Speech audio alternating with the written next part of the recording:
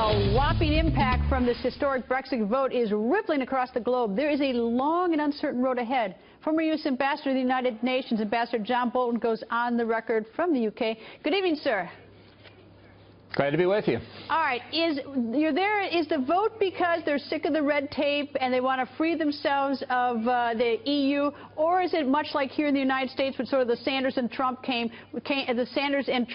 campaigns where there's a lot of resentment? Well, I think it's about self-government. And I know the tendency is to put everything into the focus of what's happening today in the United States. But this debate has been going on in Britain for 43 years. There was great reluctance to get into the European Union. It has never abated. And the debate intensified 25 years ago with the Maastricht Treaty and the decision not to go into the euro. So this fight has taken a long time to play out, and it reflects deeply held views in the United Kingdom that actually they like governing themselves. How's that for a radical thought? Well, but what provoked it, though? If this has been going on for 25 years, why now? Why not 5 years ago or 5 years now? David Cameron made a huge mistake.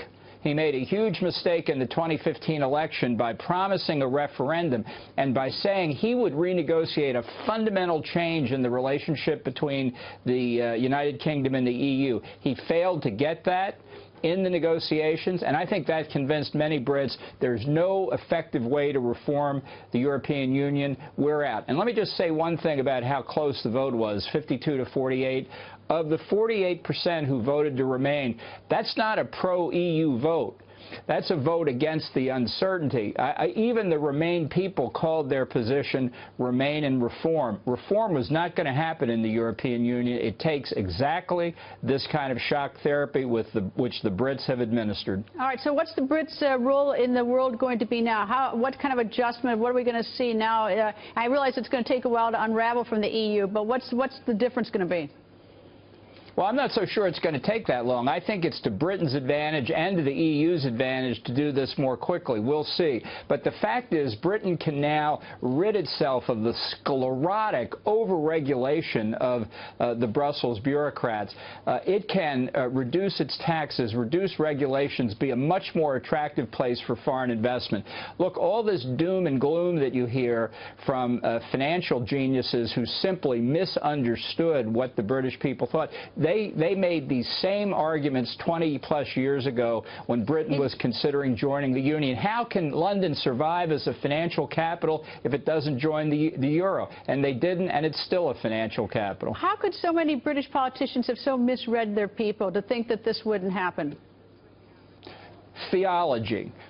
Inside the European Union, it is inconceivable that anybody would not want to be part of the European Union. That's what you hear from the continental European leaders today. And I tell you, one of the real significant impacts of the British vote will not only be in Britain, it will ripple across Europe. They're already talking about referenda in Sweden, in Denmark, in Holland, in France, in Italy.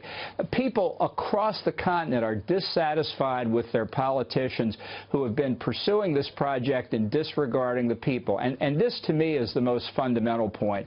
The European Union has never been primarily about business and economics. It has, from its inception in the Treaty of Rome in 1957, been a political project to form a united Europe as an alternative pole to the United States. And that project is now on the road to failure. Ambassador, thank you very much, sir. Thank you.